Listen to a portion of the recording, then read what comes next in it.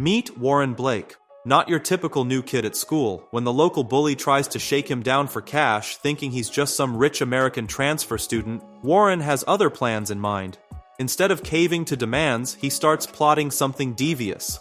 While his sister offers to help him get revenge, Warren reveals he's already 2 steps ahead. He's been quietly mapping out the school's social landscape, figuring out exactly who's who. With a tough exam looming just 2 weeks away, Warren puts his master plan into motion. He cleverly trades some rare collectible cards to win over a straight-A student, snagging those precious exam answers. But that's just the beginning. He passes these answers to a tough guy at school, buying some muscle for his growing scheme.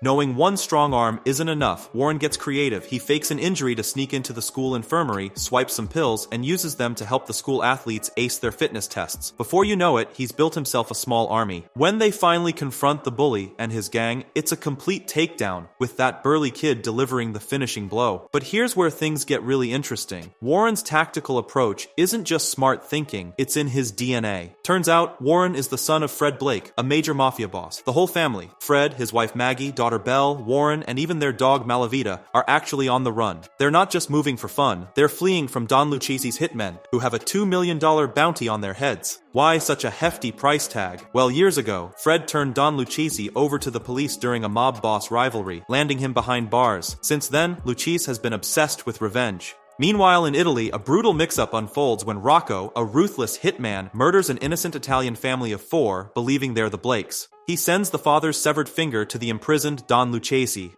But DNA tests reveal Rocco's deadly mistake. The hit order stands and the hunt continues. As for the real Blakes, they're being whisked away to Normandy, France under the FBI's witness protection program, leaving behind their American life for yet another fresh start. The Blakes slip into their new home under the cover of darkness. While the family gets things up and running, Fred has a secret mission, bearing a mysterious bag from their car trunk in the backyard. Just another day in witness protection, right? As morning breaks, Maggie's ready to explore their new French town, hoping for some excitement. But the local waitress bursts her bubble pretty quick. This place is about as thrilling as watching paint dry. Things take a spicy turn at the convenience store when Maggie overhears the staff trash-talking Americans in French, not realizing she understands every word. What happens next? Let's just say Maggie decides to leave them a fiery surprise involving wine bottles and gasoline before casually strolling out, just moments before chaos erupts behind her.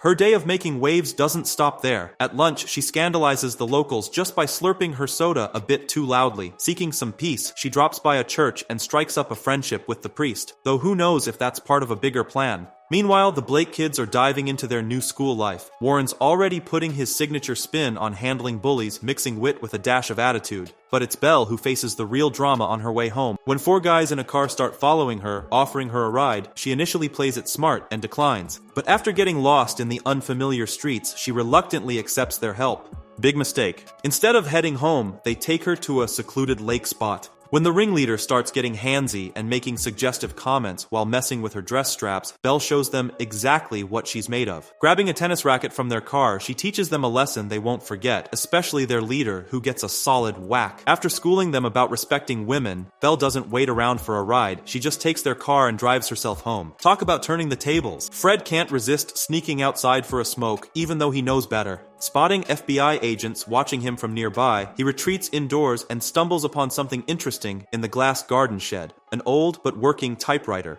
This discovery sparks an idea. Why not write his life story? The tale of how he inherited his grandfather's family business could make quite the read. A chance encounter with his neighbor leads to Fred's latest cover story. He's now a writer. Pretty convenient timing. That evening, FBI agent Robert Stansfield drops by during family dinner, seemingly buying the writer facade. But there's something else on his mind, a missing shopkeeper.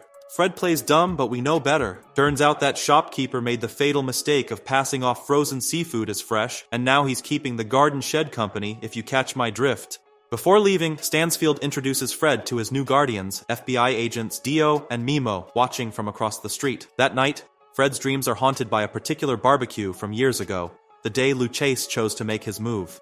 The next morning, Maggie nearly has a heart attack when she discovers Fred's literary project, a Mafia memoir. Talk about asking for trouble. She distracts herself by preparing food for their FBI watchdogs, then asks Fred to check out their mysteriously brown tap water while she waits for the plumber. Over at school, Warren's working his magic again. He's building his own little network using a clever mix of stolen goods and insider info, basically running his own mini mafia. Meanwhile, Belle's handling things her way, getting into a bathroom showdown with someone who had the nerve to swipe her pencil case. But Belle's got bigger fish to fry. She spotted Henry, a dreamy college student moonlighting as a math teacher. According to Warren's intel, Henry's the hottest topic in school, with every girl vying for his attention.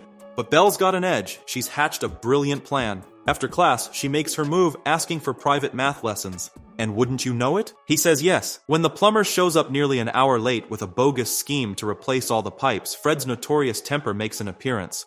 One basement tool and a few swings later, Fred's dropping off an unconscious plumber at the hospital. The doctors buy the "he fell" story, though they're puzzled by the impressive collection of fractures. Meanwhile, across town, Rocco's getting frustrated. After taking out the seafood shop owner's family and coming up empty-handed on Fred's whereabouts, he's back to square one. Oblivious to the danger, Fred continues penning his memories, reminiscing about his days as Brooklyn's most neighborly mob boss. That evening, Maggie tries to lecture Fred about the plumber incident, but Fred's quick to remind her about her own explosive shopping trip. Pot. Meat kettle.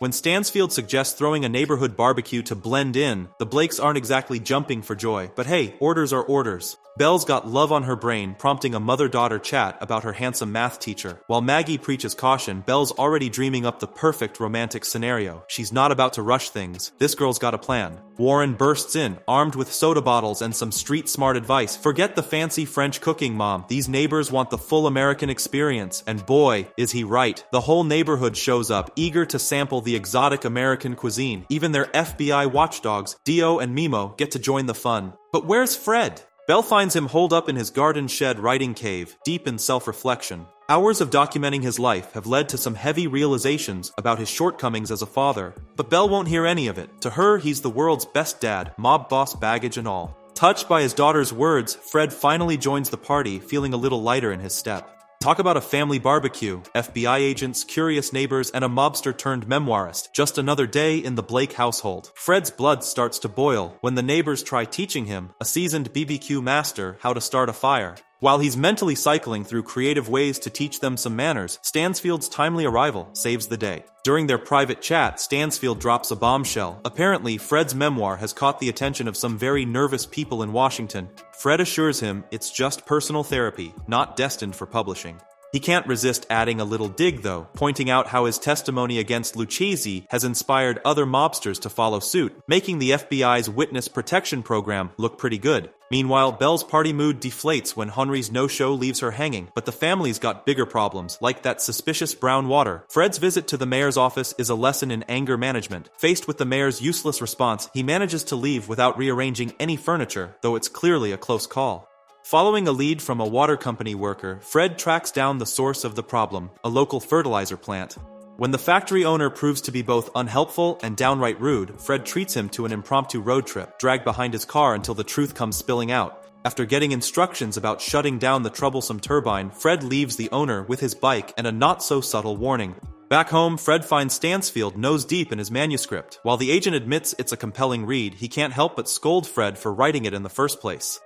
Classic Stansfield. But here's where things get really interesting. Maggie's been spending time at the local church, where the priest convinces her to unburden her soul in confession. Big mistake. Whatever Maggie reveals is so shocking that the poor priest spends a week in distress before ultimately banning her from the church. In a classic teenage scramble, Warren needs content for the school newspaper, fast. With just minutes to deadline, he throws in an old mob quote he remembers from childhood. Seems harmless enough, right? Wrong. That paper manages to find its way into Lucchese's prison cell, and that one little quote is all the old mob boss needs. Like a bloodhound catching a scent, he immediately dispatches someone to Normandy. Meanwhile, Belle's romance with Henri takes an interesting turn behind a locked door at his place, but her heart's about to get crushed. Turns out she's just another summer fling before he heads off to Paris. Fred gets roped into the community's monthly movie night, where they're hoping his writer's expertise will add something special to their discussion. When Stansfield shows up warning him about the FBI monitoring his calls, Fred waves it off. What could go wrong with a little neighborly bonding? But trouble's brewing at school. Warren's criminal empire gets exposed, forcing him to grab some cash and forge documents for a quick escape to Paris. Like father, like son. Before leaving, he comforts his heartbroken sister, both of them dealing with their own forms of goodbye. Fred pulls a classic switcheroo, leaving a dummy in his seat to fool the FBI while he sneaks out to deal with that pesky water turbine, bomb style. He makes it back just in time for movie night, where the film choice makes Stansfield nearly choke on his popcorn. Goodfellas. When the audience asks Fred how accurate the movie's portrayal of New York life is, something in him snaps. He starts spilling real mob stories, much to everyone's entertainment. They think he's just really getting into his writer character. But Stansfield's not laughing. Watching Fred go off the rails, he calls in Dio and Mimo to gather their families and kick Plan B into action. The tension ramps up as Warren's waiting for his train to Paris, while Belle's on a rooftop, dramatically threatening suicide over Henri. But their teenage dramas screech to a halt when they spot Mafia hitmen rolling into town. After failed attempts to reach their parents, they race home, fear pushing them faster than any teenage rebellion ever could. The hitmen aren't playing around. They massacre the police station, track down Fred's address, and even sabotage the fire trucks. Talk about thorough! Meanwhile, Maggie, Dio, and Mimo are searching for the kids when boom! Fred's alibi bomb goes off right on schedule. Stansfield rushes Fred home with strict orders to stay put, but since when do mobsters follow orders? Maggie's maternal instincts tell her to head home, but one glimpse of men in black suits sends her back inside with the FBI agents. The hitmen strike with explosive force, taking out curious neighbors like bowling pins. Thank goodness for Malavita's warning bark, giving Fred just enough time to duck into the garden. The tension peaks when a hitman catches Maggie, Dio, and Mimo at the doorway. After taking out the FBI agents, he's about to exploit Maggie's weakness when Fred appears like an avenging angel, choking the hitman while Maggie finishes him off with a knife. Talk about relationship goals. While the hitmen are arguing over whether to kill the family dog, seriously guys, Warren and Belle make their heroic return. They raid the hitman's car for weapons, turning the quiet French neighborhood into something straight out of an action movie. The Blake kids prove they've inherited their parents' fighting spirit, taking down most of the hitmen until only Rocco remains. After Warren gets knocked out by recoil, rookie mistake, Belle plays a deadly game of cat and mouse with Rocco. Just when it seems the old hitman might win, Stansfield swoops in with his car, proving that sometimes the FBI really does save the day. Though they survived, their cover's blown wider than a mob hit gone wrong. Time for new names, new town, new everything. The Blake family's signature move by now. But Fred, he's just happy he got to tell his story to the movie club, even if they think it's all Hollywood fiction. Sometimes the best cover story is the truth, especially when nobody believes it. So ends another chapter in the Blake family saga.